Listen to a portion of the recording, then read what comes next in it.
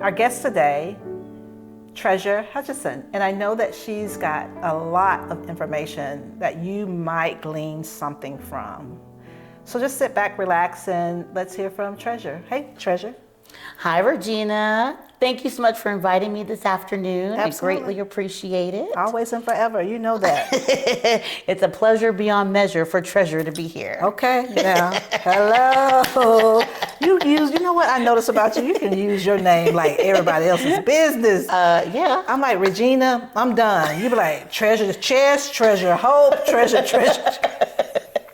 Well, my hashtag is Treasure, the gem of real estate. Oh, Treasure your real estate gem too. Hello. Okay. Oh, gosh. So I know that you have so much to share today on your life's journey. You have experienced one thing after another, and we're going to just get into it as much as you want. So tell me, what do you believe right now is something that you're ready to share and you know that will be something that would captivate someone who might be scrolling, and then all of a sudden you would say something, and for you, the gratitude would be simply that you helped someone in a very quick of an eye kind of experience. Okay. First of all, let's just start with the power of a testimony. And the reason why I say that, we all go through things. Every single one of us has gone through something, but we don't go through it for ourselves. What do you mean by that? For example, when my mother passed away. It happened. But by me sharing that my mother passed away and what I went through, it's going to help somebody else. I personally already went through it. It's in my past. So even though, yes, I still grieve her, my goal and my testimony is to help others. And it could be their mother. It could be grief of another person. Grief is so broad. Yeah. Everyone thinks grief is about losing a person. It could be a loss of a job, loss of a house, loss of a friend. Grief is just that, it's loss. It could be a divorce.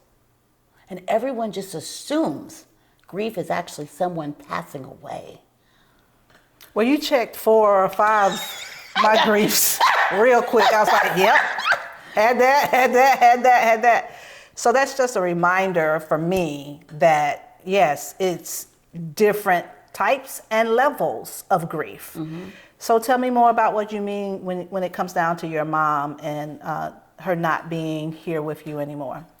Okay, so, we're getting right into it, aren't we? Okay, I guess we're gonna start with mom. So my mother passed away a couple years ago. It was unexpected, but I'll go back a little bit on that journey. So I had a cousin who was actually my husband's cousin's husband. Husband? Hold on, that sounds real close. It sounds like a line that stays together. So wait a minute. My husband's. Your husband. His first cousin. Husband. Okay. All right. So really my cousin-in-law, okay, but he was my cousin too. He passed away in October. And that was in 2023. It all runs together, maybe 2023. And then my father-in-law passed away he passed away in November of the same year, and then my mother passed away in early December. So the last part of that year, I had 3 major losses, 2 of which I knew about. 1 I did not know was going to happen, which was my mother. So the one thing I will tell people, the loss of your parent, especially your mother, for those who don't understand, and I'm grateful for those who don't understand, but those who understand, your mom is your vessel into this world, whether you guys got along or whether you didn't. So right now, I'm finding myself in that emotional place. The 2 reasons why. 1, mother, lost my mother, so I'm immediately resonating with what you're saying. And right in this moment, there's a heavy sense of grief for me because I miss her so much.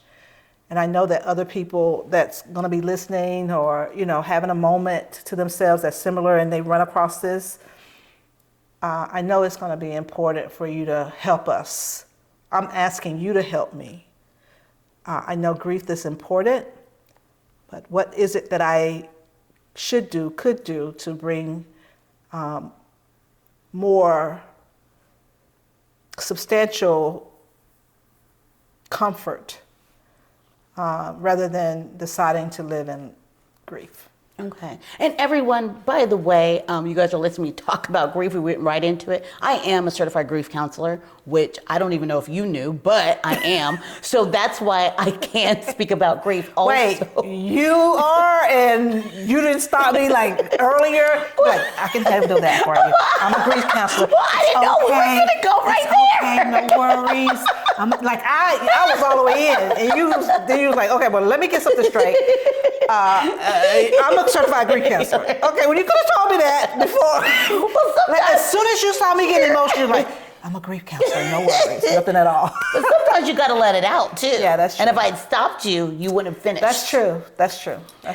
So I want everybody to know who's watching this. They're like, who is Treasure? I thought she was a real estate agent. She's a gem of real estate. Yes, I am, but I am also a grief counselor. So and also my mother she was a doctor of psychology, so she was a shrink or a therapist, a psychologist for over 30 years and had private practice. So first of all, I grew up by a shrink. Yeah. My dad was in HR, so I grew up by spin doctors. So I grew up in the world of helping others. So with that being said, the one thing I want to say about, especially a mother, but grief, the reason why we grieve and we have such a hard time with grief is because we loved so hard. Mm-hmm. If you didn't care about the person, you wouldn't grieve them. Yeah, there's a definite detachment, right? Mm-hmm. But that I get it, and it's very painful. And then, even sometimes I grieve for the griever, right? And so, especially on social media right now, if people are, acknowledging that they've lost a loved one, I literally sit there and cry with them, for them. And that I wish I could not, but my heart is so open to people who are sad, happy, all of the emotions. And so I travel that journey with people all the time. So you can imagine how much I am sitting in other people's grief as well. And sometimes you have to look at yourself and say, can I handle everyone else's grief? Because sometimes it's that it just keeps going and going and going and going. And maybe for you, it just may not be a good thing for you to do. If you see on social media, scroll right past them. And because one of the things I've learned about grief, you have to take care of yourself first. You can't help anybody if you don't take care of yourself. Yeah, that much I get and I understand. Okay, so then now that I'm in a space where I'm acknowledging that I have that grief, you're suggesting that know what you can do and then know what you must do for you as a result of that. And sometimes, you guys, and the hardest thing to do, especially what we do, is to say no. But sometimes you have to say no. Yeah. Because it's too much. I was everything to everybody else now I've gone through a lot of grief. We'll get into this later, but our fiance passed away. So I've gone through grief, but something about when my mother passed away, I had to take a step back from everybody and figure out what I needed. Yeah. And a lot of times, and I'll tell people, seek out a grief counselor if you feel up to it. I went to, when I first went through grief, not with my mother, but with a late fiance, I went through something called Grief Share, and it's a Christian-based program. Mm-hmm. It's usually at a lot of churches, and you talk about grief, and you have a workbook that you work through. They give you scriptures, but you're actually surrounded by other people who are going through a loss. Yeah. And it could be a loss of a friend, a husband, whatever loss they may have. Yeah. But a lot of times when you're grieving, if you have children, or you have a spouse, or you have a boyfriend, girlfriend, whatever, a dog, whatever, they may not be going through the same grief you're going through. So, for example, my husband still has his mother. So for him to understand the grief that I went through and going through with the loss of my mother, he can't possibly understand. Yeah. He has empathy, but to fully understand all of your emotion. Doesn't get it. Yeah. And Yeah. so one of the things I'll tell you guys is really seek out maybe a group, some sort of church, whatever you feel comfortable with, a counselor, someone to talk about this. One of the things that I went through when I lost my fiance is that, and that was 2011, so it's been a long time. And because I had my mother still, she said, people are going to get to a point they don't want to hear about it. And I was like, what? These are my friends. This is my circle. But she was right. It's sad, it's depressing. And also what grief does when you talk about it over and over with people and your close friends and family, the problem is they start to think about their own mortality. They start thinking about mortality of other people. So then they don't really want to be around you. They don't tell you, but they start to shy away from you because they feel your sadness. And I can only imagine there are people who don't want to see their end, right? And so as a result of that, that's like talking to me in a place of, I'm looking for my words, but really and truly, like, I don't want to face the idea that any day is my day, because I live as if it's not my day. But then when I'm having a conversation with Treasure, for instance, and someone says, how you doing? And then you go into a conversation that leads to the conversation of you losing your mom and the grief that's all associated. I can see my brain going. In fact, it did. Because I went straight to my mom as you shared your mom. The difference is that we have something in common. Exactly. If they don't have something in common, then it's a reality check for them that, one, it could be them or it could be their parent. Exactly. And that puts them in a tailspin, I would imagine. And the other thing is, you know, and we're going to talk about moms because we're on the subject of our mothers, is that I'm not the only one going through grief. So my mom's best friend, my father, who was with my mother for 53 years. So he's dealing with it in a different way. So no matter how I'm dealing with it, he lost his wife. You know, he lost his companion. He lost his best friend, you know, so that was another whole entity. So his grief is different from mine. I have a twin brother and his grief is different from mine. So what we also have to understand, the way that I'm feeling is not the way you're feeling or they're feeling or whoever's feeling. And that's what's most important to understand. Like, there's some people who may want to go out and party and have a good time. There's some people who want to crawl in a corner. There's somebody who keeps busy and goes to work every day. There's someone who starts exercising like they've never exercised before and lose like 75 pounds. I mean, everybody deals with it differently. Doesn't mean my way is correct. Doesn't mean your way is correct. Everybody's different. Yeah. And we have to accept that. And the hardest part is, you'll see someone, you're like, they just lost their mom and they're out there, you know, having a good time. What kind of child were they? We don't know what they're going through. So that's real perception is what you're saying. Like, don't judge them either, because I can see somebody being like, wow, I mean, her parent or loved one just passed and they're out here like this, but that may be their coping mechanism is what I'm hearing you say. Absolutely. Absolutely. And we have to give people grace. And when you lose someone like a mom, it may not, you know, I actually had a grief counselor tell me, it really hasn't hit you. I haven't really cried over my mother.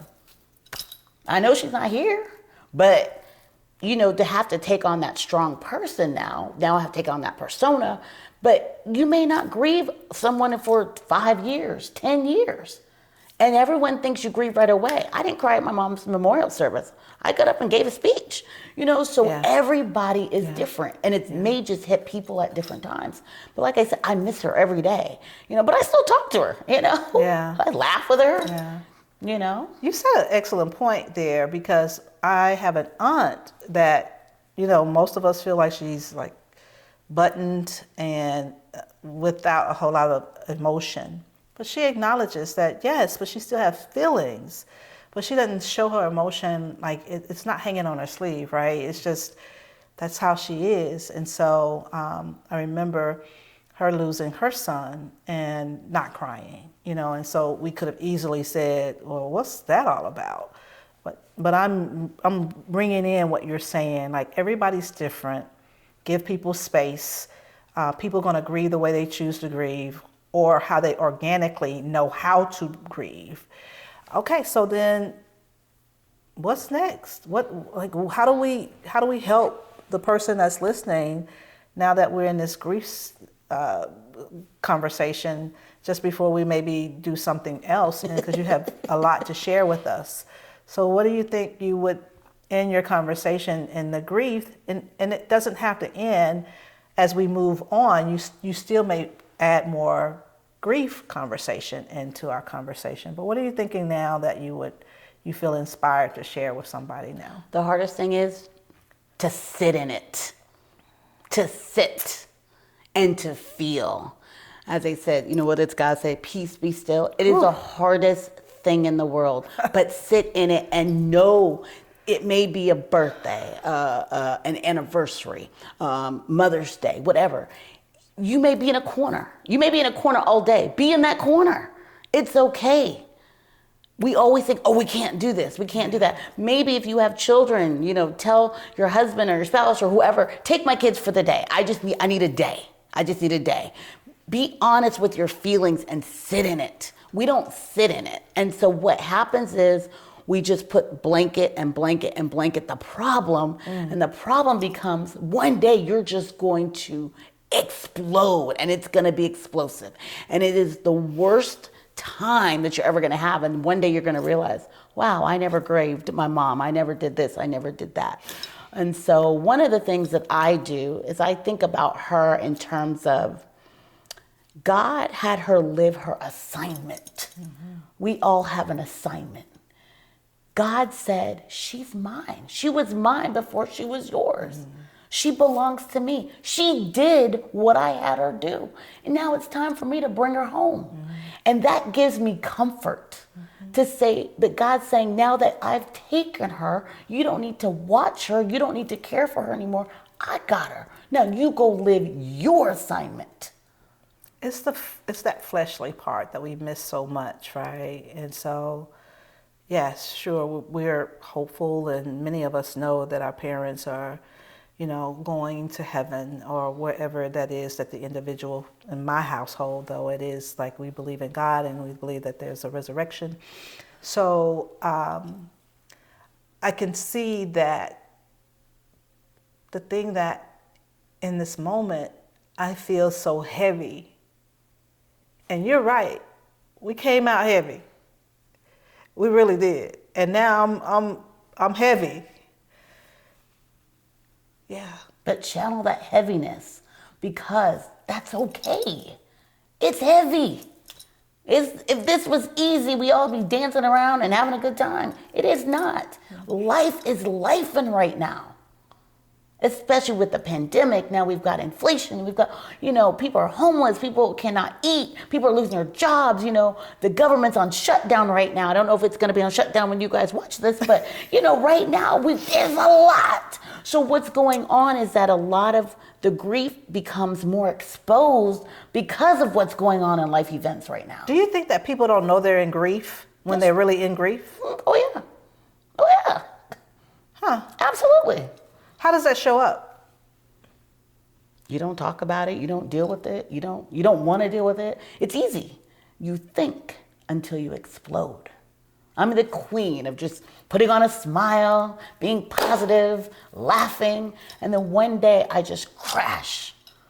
And so, one of the things, like I said, go to a grief group, go to a support group, go to a grief counselor, go to a therapist, whatever you need to, your pastor, your deacon, somebody. Sometimes you just got to let it out. But just know that your friends, they love you, but they may not be the ones who are educated to help you. Yeah. We all have a friend that we go to and they're probably like, here she comes again. Here she comes eventually. One day, that friend declined you. You're like, what happened? Decline. My sister friend that way. She's like, girl, listen, get up. Like, we ain't got time. Not today. We got stuff Maybe to do. tomorrow, but not today. It's all right. It's all right. Take your moment.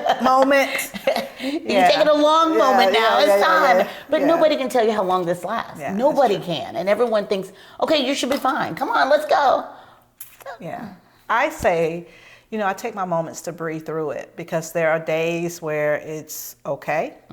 And then there are days where I'm celebratory and honoring her. And then there are days where I'm like, whew. And then I recently had my godmother pass away. And so now I went through that stage of I have no mother, like didn't even have my backup mother.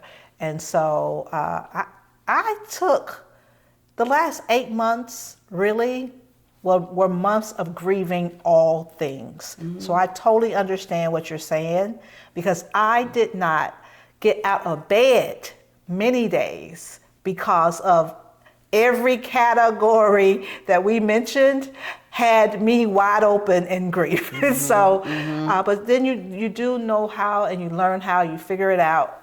I did, at least, to just take one step at a time. First step is get out of bed. Yeah. Now, you may not fully get out, but get out of the covers, maybe go take a shower, maybe make up the bed so you don't get back in it. You may sit on the edge, but it's just going to but give yourself grace. We always talk about grace, but we don't give ourselves grace. Yeah, we give everybody, oh, she lost her mom. Oh, she lost it. Oh, she's getting divorced. Oh, she lost her job. Oh, let's be kind to her. What about being kind to you? Yeah. That's what's important. Yeah. Ask yourself for grace. Yeah, that's good. And then sometimes it's okay to call your girlfriend and say, I can't today. Yeah. Well, we're going, not today. I can't. It's okay. I'm going on a trip. Not ready. And if they end up, if you lose friends or family or whatever, it's okay. Because everyone's in a different space in their life right now. Treasure, one of the things I will be frank with you, the growth and the birth of a Girls Night Out gathering was all of this grief, right? Like, I just wasn't interested in being alone. I think that we can come together. It doesn't have to be about, it can be about anything. And as you know, Girls Night Out's gathering is just that. Every month is a different something that we're talking about, the whole 9 yards. It was the thing inspired by me wondering in all the levels of grief and all the categories of grief that I was living in that moment. How do I give back to other people? So I think giving back to other people also is the thing that helps us. So for example, I was involved in grief share. I went through grief share when my late fiance, when he passed away. And then I realized I don't want to just be part of this. I want to help others. So I became a leader and a grief counselor during that time. Yeah. And because I wanted to help others, because I want people to know you can get on the other side, but you also have to take your time. And getting on the other side could be different things to different people. Yeah, that's true. Could be getting out of bed. Yeah. Could be going on a trip. Yeah. It could be whatever it is. Yeah. So getting to the other side doesn't mean, oh yeah, I'm free and I don't remember them anymore, blah, blah, blah, blah. No, that's not what it is. Getting to the other side is whatever it is for you.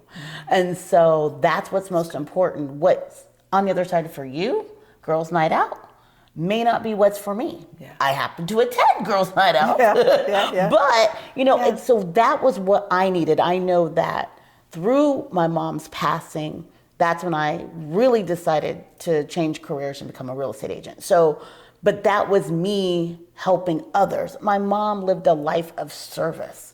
She helped others for 30 plus years in private practice. How could I best remember her and honor her spirit and honor her as my mother? Go help others. Although I was already helping others, this is just in a different way. I get it. I do. Yeah. Thank you for sharing that. Absolutely. Reminding us that we do have options.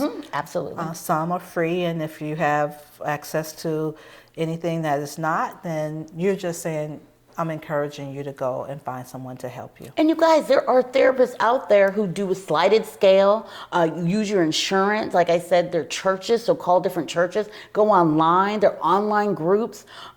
Grief Share is free at a lot of churches. You might just have to pay for the workbook. It's $20. It may have gone up because that was some years ago. But a lot of times they will help pay for that. But you guys, I think, we try to limit ourselves, but there are so many resources out there. So just go online and look. There are like a lot of online groups, they're, like I said, so just go out there and try to find just other people that are going through the same thing. Therefore, what happens is it frees you up by talking about it with your family every 5 seconds, or talking about it with your friends every 5 seconds, because you have a myriad of people that you can go talk to, and then you end up becoming friends. So you can call them on the phone, I'm having a bad day. They get it. They absolutely understand, and that's what's most important. So we just got done speaking about grief and some things that we can do. And one of the things that Regina had talked about, that she does Girls Night Out. One of the things that I know I did when my mother passed away is I took my real estate exam and became a real estate agent. I was ready to do something different, and I did it later on in life. And I say later on, I do mean later on, I mean 48, taking a real estate exam. Anyone who's taken a real estate exam, it's hard. For me, it was difficult. It was a breeze for you. Don't even try it. No, it wasn't. You passed and you I didn't. I did not pass. I failed the first time. And my father-in-law, the one who passed away, he said, you will fail if you don't get up and try again. That's the only time you fail. That's true. No, that's true. No, it's not. You have to fail. You fail a lot. You fail, but the failure comes from quitting. Yes, and you keep getting up again. So when you, so we're gonna go on failure. So a lot of people say, "Oh, I failed." Stop yourself from that, because sometimes you may not succeed the way you want to succeed. Wait, no, this is controversial. No. Oh, wait, let me sit back. You just took a stand on failure. And then almost immediately you was like, nope, don't do that to yourself. Yes. Okay, so tell me more about that then. Okay, so for example, it's not an example, it's my life, okay? So when I took the real estate exam the very first time, I failed. That means I did not pass the exam. Did not pass. Did not. Does everyone understand that? I did not pass. I was not going to take it again, and I just said, forget it. But my wise father-in-law, he said, Treasure, you didn't fail. You didn't pass the exam, but the way that you're going to fail is not to get up and do it again. So basically giving up or quitting to what you said. But y'all, I don't care how wise he was, as much as I loved him, I failed. But after he passed away, which he passed away 2 months later, I understood his message. Not saying I wanted him to pass for me to understand the message, but you guys, life is lifing right now. You have, especially those people who are goal-oriented or high achievers, you have an idea of what you expect to do. Like, by January 2026, I'm gonna do X. And then you're at December 31st, 2025, and you haven't even started X. So then all of a sudden we feel like, oh, forget it, I'm a failure. You start going down a rabbit hole. People are asking you, hey, did you accomplish X? Did you do, and you're, no, I didn't do it, and stuff. But it's something, and Matt, I hope you don't mind me using your name, because I just did, but Matt Pitts, who's my who's my market center leader, said something the other day on social media, that sometimes when we look to a goal in the future, what we don't do is look back to see where we came from. So if you look back he said 6 months, look back 6 months, look back 5 months, look back a year. I look back a year from now, I started real estate in February 2024. I look back a year ago, that was what are we in November? November 2024. I didn't know what I was doing. I knew nothing. I got on a team. I have a wonderful team leader. Hi, Jules. I'm part of the Four Walls group with Keller Williams. And I will tell you, guys, I don't know how to write a contract. I know how to talk to people. I didn't know. Guys, I'm laughing because here I am literally a year later and we just went binding on a contract today. So when I tell you, don't look about where I'm supposed to be 5 months from now, 6 months ago. You should, and goals are important, but also celebrate your success of what you did 6, 7 months, a year ago. That is so important, because then you'll understand that sometimes you had to not succeed at something, what you believe is successful. That's good. To understand how far you've come. And success for everybody could be different. For most people, it's money. Success doesn't mean money. It could be being a good spouse. It could be being a good child. It could be, graduating from college. It could be, doing something you never thought you would do. A podcast, that could be a form of success. It doesn't mean it's about what car you drive or what house you live in. But if you need to buy a house or sell a house, you can always call me. Anyways, that's just a plug. Okay, so, and I serve all of Metro Atlanta. Okay, so all that being said, I would just say, understand what it means to be successful for you, because what it looks like to Regina doesn't look the same way to me. And the other thing is really understand that if you're a believer and you have faith, I always have to go back to God. What does God want for me to do? Because what I want and what God seems to want are two different things. Oftentimes, yeah, you're right. Treasure, I won't use my full name, but I'll just say Treasure Hutchinson had no desire to take that real estate exam or take it again. It was the most difficult thing I've ever done, honestly. But if it had not been for my faith and my purpose that God wants me to do, is the reason why I studied. And I studied and I did everything I could to pass that real estate exam, because that was God wanting me to do that, not me. Because Treasure wouldn't do this. And you also mentioned it was the tie to your mom's passing too. Yes. So that was a godly thing, Yes. along with, the part where you didn't pass the exam the first time and then having to get back up and do it all over again. Yes. Take the test, and now here you are. So I was just telling Regina, I had a goal for myself for Halloween, and I did not accomplish the goal. But what I realized, that was my goal. But what I realized, as long as you do what God wants you to do, God's goal could surpass yours or be all the way over here, and you have no clue. But see, we have to believe that God is going to take care of us. And so know that by having faith and believing, it will happen. And I see things in my life and I'm like, oh, 2026, watch out.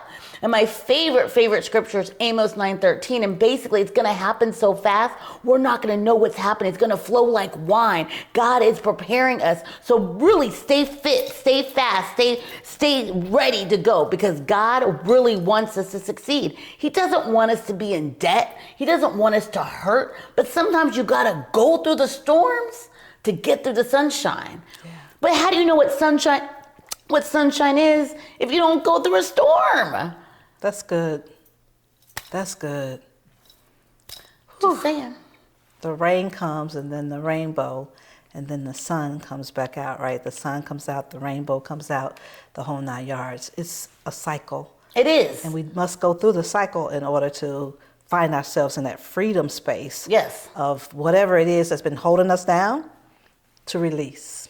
Absolutely. Yeah. You guys, it's so important. Sometimes you're going to get knocked down. I don't know what it's called, but you guys know, like, if you're, you guys are out and about and you see those big, tall, little guys that do this, and it's like a, you know what I'm talking about? You're talking about the waving? Yeah, the waving guy, and they fall down, and then they get up. And that's what we do in life, We and the wind comes and knocks us down, and then we come back up. Yeah. You guys, it's a cycle of life, but we don't understand the good things if we don't go through the bad. Yeah, it's good. You have to. Yeah. And then you recognize it and you realize, I didn't do it by myself. If it wasn't for God and my faith, I wouldn't be standing here or sitting here. Yeah. Yeah, that's real talk. Yeah. Yeah, so guys, and also a lot of people are like, what is my purpose? Mm-hmm. I know I talk a lot about purpose. I study purpose. I'm very intentional. But I know a lot of people ask me, well, how do I find it? What I would do, and this is what I did, pray about it. Also, talk to your closest friends and colleagues. They know you better than you know yourself. Everyone has told me, oh, you need to write a book. blah, blah, blah. Oh, you need to do a podcast. Oh, you need to do public speaking. Everyone has an idea of what you should do but you. But a lot of times people have told you what you should be doing years before you even think about doing it. That's true. Because a lot of times you ain't ready for it. Yeah. It's a lot. Like, you want me to do a podcast? Yeah. Now we're doing a podcast.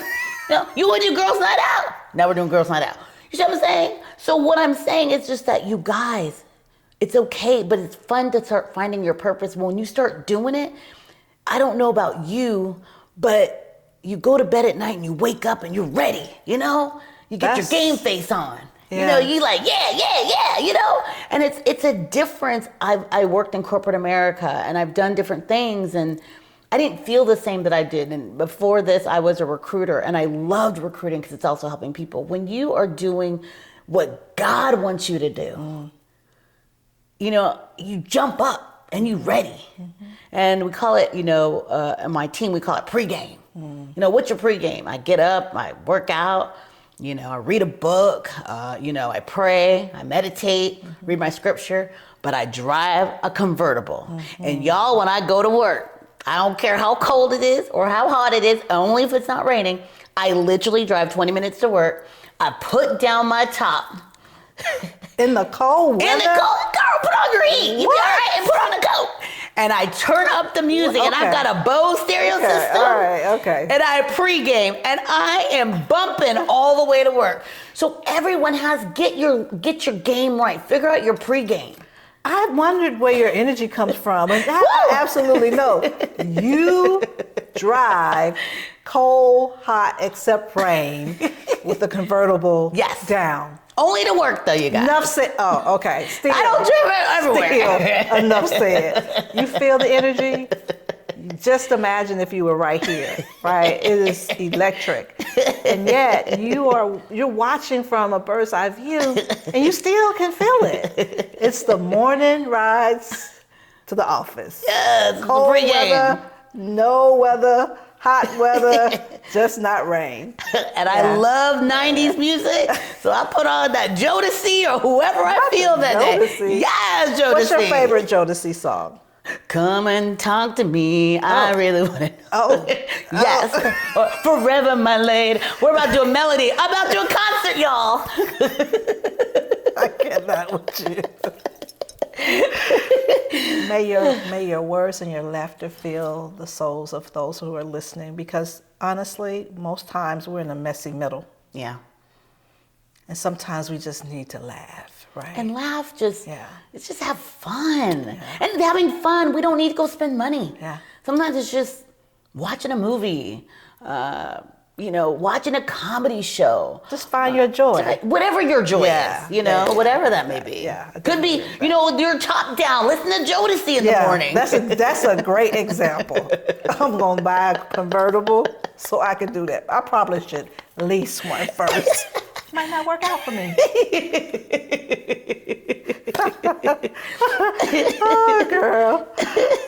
Okay, I disturbed you. Anything else you'd like to share in that topic that you are in right now? I'm still about the convertible and Jodeci, so I apologize. I know I was on something deep. but that's finding your purpose. You know, finding your purpose. And I talk about pregame, but I mean, literally everyone has something that gets them going. And it could be anything for you. And that will help you in the morning because it keeps the negative thoughts out. I notice that when I start my mornings working out, reading, praying, reading scripture, my devotional, my top down in the morning, I get to work and I'm ready. I'm ready. And I have a positive attitude. But I notice if I don't work out, I don't pray, I don't read, I decide to watch TV. I won't tell you what I watch, but I do watch reality TV. And so sometimes when I start my day off with that, I notice that I'm lethargic, I'm tired. Yes, I do get tired. From the TV? Because I'm watching stuff I shouldn't be watching. Because sometimes things that you watch on TV, the news, it will make you depressed and you don't realize it. You watch the news for 15, 20 minutes, there's a lot going on in this world. Then you go out there and you're trying to make people happy? How? Because you started your day out with hardship and pain. Yeah. And so that's why I call it the pregame. Like, what makes you tick? What makes you work? There's just some people who come into work and they're just half there because there's so much going on. So you got to figure out how to shift or pivot how you feel about things and how you can change that trajectory, because it's so important that it starts here. It starts with your mind. But then whatever you speak, even if nobody's listening, if I say, oh, I'm going to have a bad day today, by you listening, tell yourself saying that, you're going to have a bad day. That's just the way it is. Our minds are powerful. As much as we think it doesn't make a difference, it does. So have your affirmations. I'm going to have a good day. I'm going to write a contract. I'm going to meet someone new. Whatever that is. Start with something positive in the morning. End your evening with something positive. It makes such a difference. I don't do it every day, you guys. I'm not perfect, but I can tell the difference when I don't do it. Yeah. My husband can tell when I don't do it. Probably my team leader can tell. Oh, she must have not started with the convertible this morning. That's right. They can tell, especially your closest people can tell. Yeah. And so, for example, my favorite color is red. Can you tell? And so I know red is my power color. So I wear red all the time. And it sparks you. Because it's my power. Yeah. So find out, what's your favorite color? Yeah. You know, the way you dress in the morning and how you present yourself, whatever that may be for you. Could be yoga pants. I don't care. Whatever makes you tick. Yeah. Also how you look. Yeah. Changes everything as well. Yeah, you want to be happy when you look in the mirror, not like, here we go again. Those are hard days. Those are the hard days. We all have them, right? So I'm hearing you say, even inside your hard days, find some joy. So look at yourself, smile. And even if you don't really believe the smile, the action is the thing that could move you forward.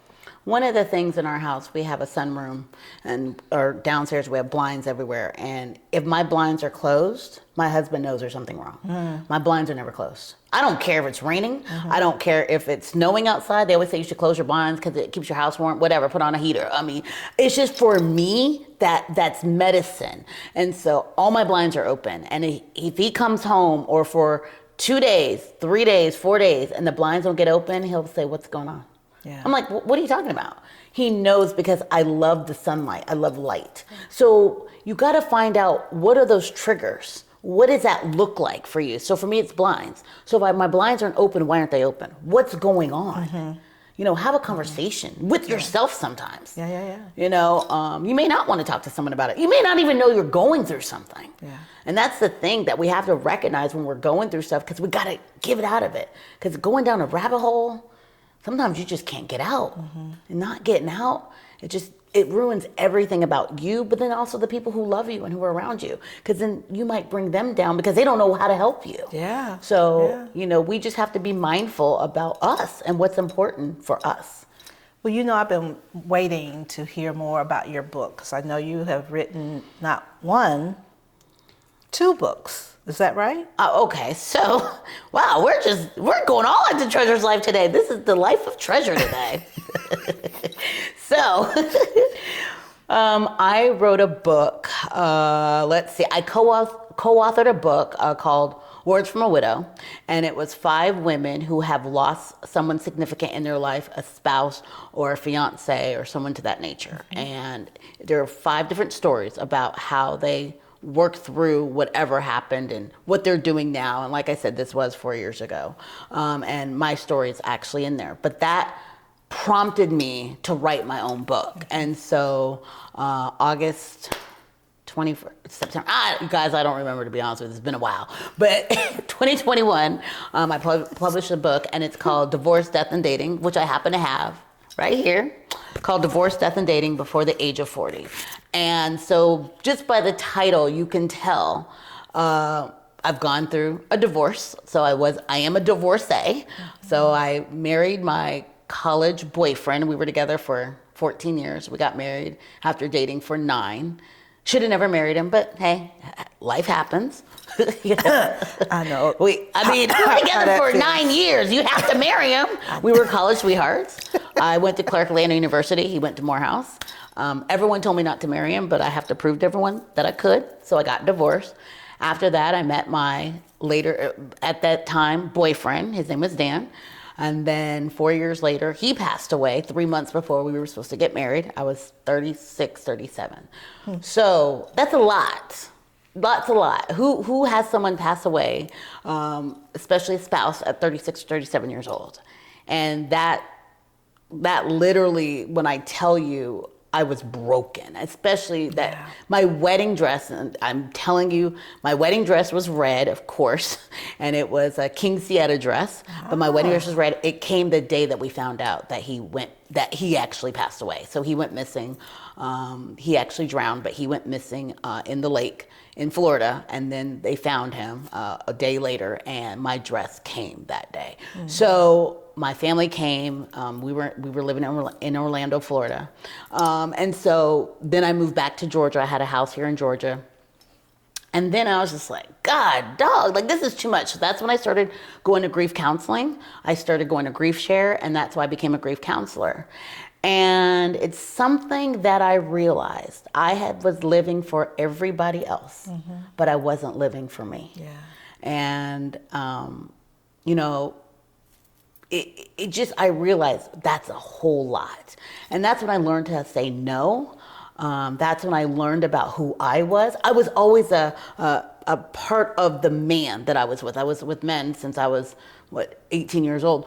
But really, I've been with the man my entire life because I have a twin. I have a twin brother. So I've never been by myself. So my therapist said, you need to be by yourself. You've been with the man your entire life. Yes, I have been. My brother and I even went to college together. He went to Morehouse. So we came to college together. So I've never been by myself. You have to learn how to be by yourself. I learned who I was. And then after a couple years, I had to start dating. Guys, I had not dated in years. You guys got to remember, I met my first husband when I was 18. Yeah. So, what? You want me to date? Dating is different in your late 30s. Don't even start with me, okay? And just some of the people that you meet. No, I didn't understand. We're not having this. Move along. We're not having the dating. This is part of the book. Oh, divorce, death, and dating. Dating. Before the age of 40. I'm open to hear what you have to say. But it was a hot mess, y'all. But what I realized, what I did differently this time around is I gave it to God. Yeah, that's good. Real talk. And I said, God. Yeah, tell me exactly what you said to him. Help! I said, God, obviously I chose this man. I wasn't supposed to marry, and even though Dan passed away, I realized later, we just probably weren't going to be compatible later on in life. And then, of course, I'm divorced. So I said, Lord, I'm just tired. I'm tired. But then I started giving him the list of what I wanted. Well, Lord, now that we're talking, I need X, I need Y, I need Z. And God said, you can't tell me to help you, and then you're giving me a menu. Yeah, that's a lot. Because I'm like that. No, most of us are. That's the problem. Yeah. We do have this vision of what we feel, and I'm hearing you in this conversation saying, no, you just got to trust God. Like, God knows who's perfect for you. If there was ever a word that we could say perfect, okay, he knows. But sometimes we feel like because we're here on earth that we ideally know a type. We got a list, all these things. And you're saying, no, just give it to God. But I had a list, trust me. Okay. I did have a list. Give the list to God. Or did you just release the gift I said, and trust here was the list. And I said, God, I'm just done. I had lists before. It didn't work. Yeah. So I said, maybe I need to relinquish the list. Okay. And I just prayed about it. And now, this time around, I've been married for 10 years, been together for 12. He's a wonderful man. But I know, you ever meet someone, and it doesn't have to be a spouse, but it could be a friend, a colleague, but you ever just be with someone and it's just easy? Of course, yeah. And it's fun. He's easy. Did you know when you met him? No, but he knew. Lord have mercy, he knew. Because I was just like, he's from the south side of Chicago. His name is Thomas. For those who know him. Hi, Thomas. Hi, Thomas. That's right. We say hi to you. He's a little crazy, but he knew what he wanted. And so that's what I was missing in my life before, is that Dan was a wonderful man. My ex-husband was my ex-husband. We'll just leave it at that. Yeah. But what I realized is that now that I was older, and also I had taken those couple years by myself, now I knew what I wanted. And I didn't want to be a function of a man. I wanted to be treasure. And that's what I became. So I'm no Thomasina. Wait, your name is not Treasure? Oh no, my name is Treasure. Oh, but okay. I came into my own. Okay. I'm just making sure it was a pseudo. Now I realize that I have to find someone who's going to treat me like a treasure. Because sometimes people didn't treat you like a treasure. Yeah, that's good. And my mama named me for a reason. Oh, that's good. So what I realized when I met him, I was open because I knew that God was like, hey, I got this guy for you. And I'm like, I don't know, God. I don't know about him. I don't know about him. But he knew that I was the one for him. He knew right away. And he told me when we started dating, we were dating for 2 weeks. 2 weeks. Valentine's Day, he told me, I want you to be my wife. I said, whoa, wife? He said, I'm grown and I know what I want. But sometimes we try to chase a man, but a man needs to chase us and hunt us. I'm just saying. We're going to say that again for the people in the back. What'd your husband say at the time? Dang, what did he say? He said, oh, I know I want. And he said that God had brought me to him. But he said he knew he wanted me to be his wife. Just after Valentine, he said you were going to be his wife. And I was like, are you crazy? I said, you got to meet my mom. And then I went down the list. You got to meet my mama. You got to meet my grandmother. You got to meet my father. You got to meet my twin brother. And he said, okay. If they really want you, and no matter, I guess we're speaking to women right now, they really want you, and you say, these are my needs and these are my wants, this is what you got to do. If they don't do it, you don't need them. And I told him, my mom does not fly. You need to fly to California, and you need to go meet my mother. He said, okay. Yeah. And I said, and you do not propose until you meet all these people. So don't even get on a knee. Yeah. Don't do anything. Yeah, that's good. It feels like what we call old-fashioned. Like back in the day, it used to be a real formal thing. I don't know, I'm just thinking outside of my head now. I remember the formality, and so you stuck to what you know from grassroots of, hey, this is how we're gonna operate. Because I didn't operate like that in the past. Got it. So I realized you need to go back to the past. Oh, you need to say that again. Okay, so what now? Sometimes you just need to go back to the past. Because you can't go to the future or know your future until you know the past. And I looked at my parents. They were together for 53 years. Come on. I had to question you. Like, my parents are married and have been married for many years. And why am I in this situation where I'm now divorced? Right? That's a natural feeling, right? Because you're comparing yourself to your parents. Most of us do that. Whether we don't get married because our parents wasn't married. It's going to be something that's tied with that family tie. And so you went back to what you knew would be the right thing. And that's like, we're gonna do this proper. And I also think sometimes you try to make it be what your parents are. And like being with my ex-husband for 14, 15 years, I was trying to make it what they were, and it wasn't. Yeah. I was trying to create this illusion, oh, come on, we both went to historically black colleges and university, and we did this, and we did that, and we're in the honors program, and we got good grades, and all this other stuff, blah, blah, blah. Okay, it looks great on paper, but it doesn't mean it works. Yeah, I get that. And so one thing I noticed about my parents, they were best friends.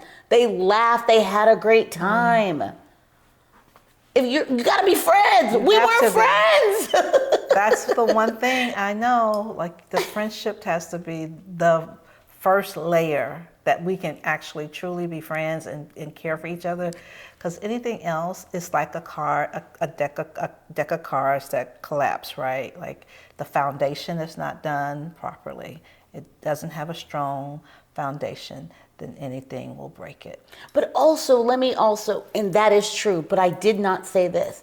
God has got to be number one in your relationship, in your marriage. It's got to be. Yeah. I notice when we steer away from God, Thomas and I do this.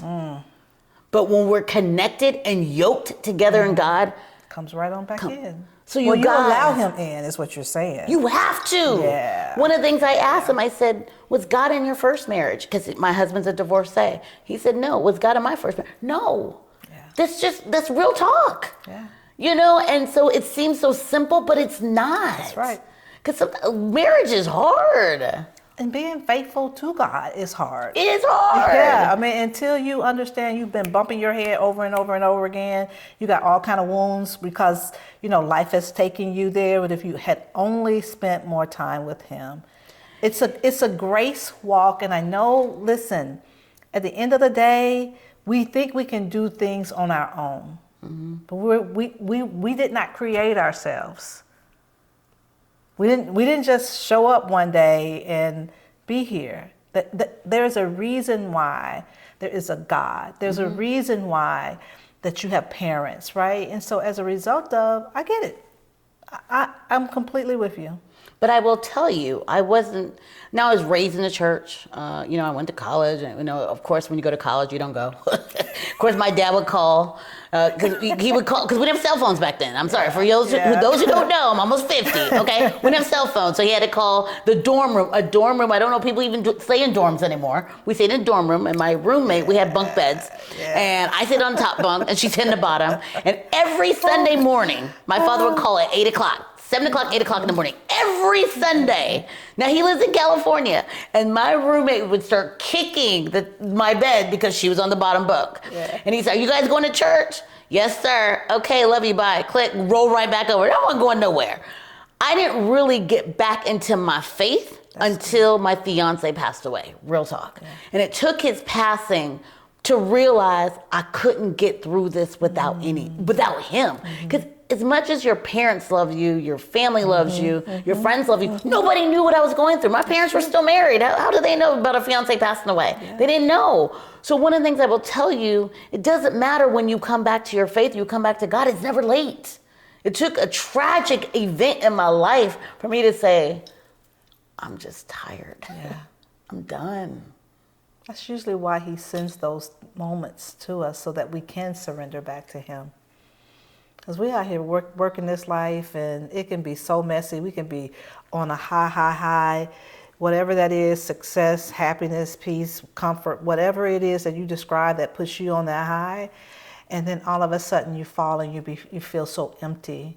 But God allows us to have, like, the grace that he gives us peace. And when we go turn back to him, it's never failed that, hey, I've done some crazy things, and it sounds like you certainly have. Oh, yeah. Yeah. And so, it wasn't always this treasure. Yeah, you know, thank you, treasure. We love this treasure. And we would have loved the other treasure, but we're thankful that we're hearing the statements about the treasures. But that's just to the person right now. Like, you know, you might be in a situation where you feel like, I'm the treasure before the treasure that I see before me. And all I'm saying to you is that treasure's giving you an example of just keep holding on. Make some different changes. Maybe you haven't considered having your faith be elevated and speaking to God and spending time with him. Maybe that's the thing that you do now. You know, you have the power of choice. That much we know. And so maybe, just maybe, you hear something that Treasure's sharing with you today that would cause you to say, you know what? I know that I'm anointed. And I also know that I'm unfinished. I know that there is more work for me to do, and so it's the time to get started doing the work. Yeah, that's all good. All right, so anything else you want to share with the family? Because you've shown us that you care about people. You've shown us that, you know, you're going to fight to the end for your clients. You've shown us that there is a way to get out of grief. You've shown us that there's an opportunity to get back into dating after years of saying, I'm not going to do it. You've shown us how to be a woman that is in love with her husband by the grace of God. What else can you share with us before we end today? One of the things I'd love to share with you is that you have to, first of all, God, but you have to surround yourself with a circle of people who uplift you. If you are the smartest person in the room, you're in the wrong room. You got to have people who are faithful.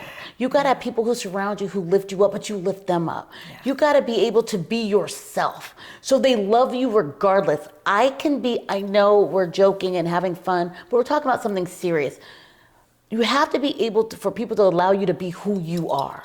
I know that I can be a lot. There's some people who can't take me, and that's okay. There's some people who can't take me till about 9 o'clock in the morning after coffee. I get it. But understand, you don't have to be friends with everybody, but it's who God puts in your life. And sometimes God will take some people away and you're crying and you're wondering why. Oh, woe is me. And then you realize God cut them out of my life for a reason. Yeah. And everybody comes into your life for a reason and a season. Not everyone's going to be around you. And also, when you have a vision of something you want to do, a goal, writing a book, doing a podcast, girls' night out, being a real estate agent, going back to school, doing something that everybody can't imagine that you want to do, don't listen to them. A lot of times people are telling you no because they're jealous or they don't want you to do it because you're going to change. Don't talk to the masses about what you're doing. You hold it close to your vest. Because sometimes the devil will come in terms of people that are around you. So if I had listened to people about writing a book, I never would have written one. And now I'm a best-selling author 2 times with Amazon, #1 and #2. So you guys, what I'm saying, I never thought I could write a book, but God said I could. Yeah. It was the Holy Spirit. So don't allow people into that space. You hold it close. And the people that you can talk about it with. But some of the people you can't talk about it with are some of your closest friends or even your spouse, your mom, your dad. Yeah. So what I'm saying, everybody's got that in their pit of their soul. We've got 60 days left. 60 days left of 2025. Go out and do something. I'm not sure when this is going to air, but by the end of 2025, go out and do something you never thought you could do, that God has put on your heart that you want to do. Who cares? Yeah. Who cares how you do it? Just do. Everyone's going, oh, I need money. Oh, I need this. Oh, I need that. If you're writing a book, figure out the publisher and all that stuff later. Just write. Just write. Go find someone to help you. Go get a coach. Go get a mentor. That is so important. But make sure you have a circle of people that support you. But some of you guys who are listening to this are younger. Some of you guys are older. Some of you guys are my age. The older you get, you notice your circle gets smaller and smaller. That's true. Because not everybody sees what you're trying to do. And you have seasons of circles. Oh, yes. Yeah. And it goes like this. And life be life. And people get married. People have kids. You don't have kids. Everything. But just go out there and fulfill that purpose and that vision. Because I will tell you, it'll make you a different person. Treasure, I just want to say thank you for saying yes to come in. I mean, I know that there's going to be so many people that will hear this. And it may be 2030 before they actually find it. But your message is everlasting. Absolutely. And so thank you for sharing all of your heart to us. I know that your husband, when he sees this, he's going to be so, so excited for you. Thank that you. Your truth and your love and your passion, your brother's going to like, okay, sis, I can only imagine. I don't know how y'all talk with each other. But the last thing I just want to ask of you, what about today has inspired you to do something different now that you've heard yourself say the things that you've said? Well, it's been on my heart. And actually, this is actually kind of funny because I've only shared this with like 1 or 2 people. So won't tell you everything, but I'll tell you a little bit. Wait a minute. We're teasing? Yes, we're teasing. Okay. Yes, we're teasing. Teaser. Okay. Because what did I say? You got to hold your vision close to your vest. Didn't I say that? Okay. All right. Well, give us the teaser. Before my mother passed away, I was going through a lot of grief, a lot of death. And my mom says, I think you're supposed to write another book. And I was like, I don't want to do it. I'm really, real talk. It's a lot of work. It's exhausting. My mom said it, and my mom passed away a couple years ago. Look at me smiling at you. Okay. So talking about all this, I've been talking about it. I've been saying I'm going to do it.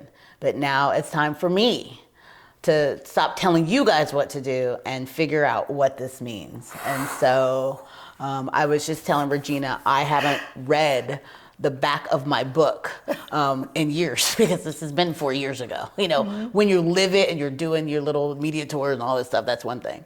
But I haven't picked this up in a very long time. And I read the back of the book, what it was about.